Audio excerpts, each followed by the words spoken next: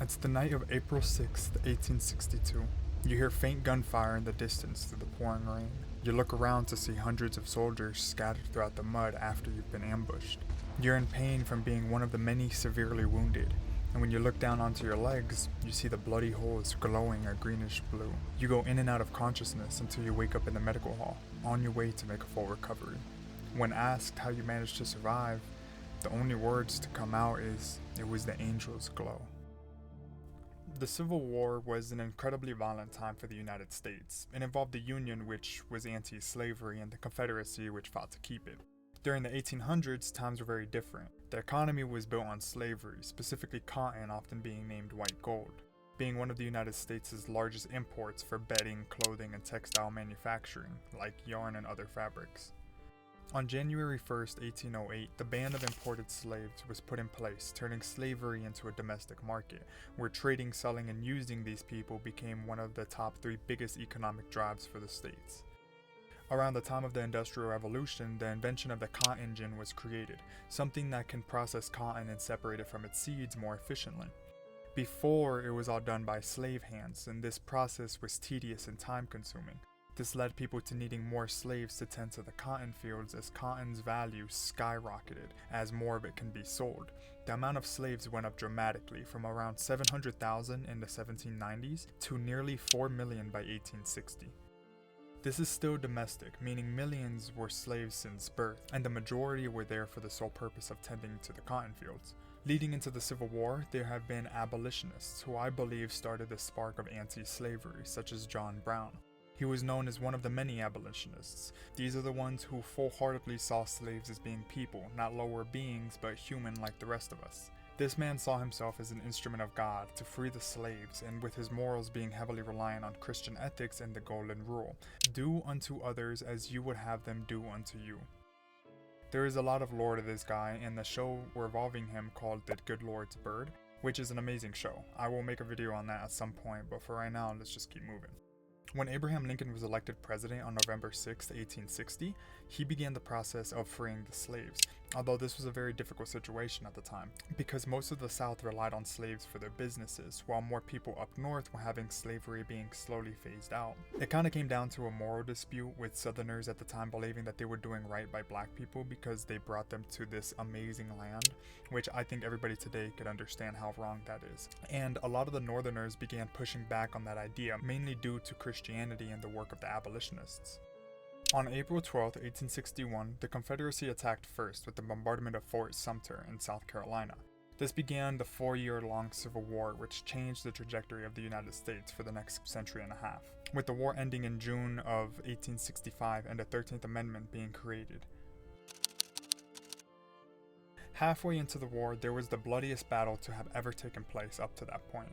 On April 6th, around 6:30 a.m. in Tennessee, the Confederacy planned an ambush led by Albert Sidney Johnston. They had emerged from the forest and opened fire onto the Union camps. The Union, being unprepared, were driven back, and as the fight led on throughout the day, a stronghold was taken at a place called the Hornets' Nests, and Johnston was mortally wounded, dying on the field. But he was one of many from both sides who were killed, with more being wounded as the hours passed by. The frontal assault kept happening until the nest fell after a few hours, and the Confederacy quickly took up much of the grounds there. At some point, it began to rain heavily, adding more misery to the soldiers. There were an incredibly high number of wounded who were left on the battlefield. Medical teams at the time have never seen anything like this, so they were severely unprepared for the amount of bloodshed. On April 7th, the Union was able to call in reinforcements for a counterattack on the Confederacy, who were weakened, tired, and running out of ammunition under the guise of a complete victory. The Union overwhelmed them quickly with numbers, with 57,000 versus 34,000, and the fight once again raged on, mainly in the Peach Orchard and the Hornets' Nest. By the end, the Union was able to fight off the Confederacy and drive them back, severing very important transport routes. It's claimed that this battle was pivotal for the victory of the Union over the Confederacy during the war, but the amount of carnage echoed throughout the country, leaving many citizens shocked, and for the Confederacy, the death of Johnston was a huge blow to the morale for the South.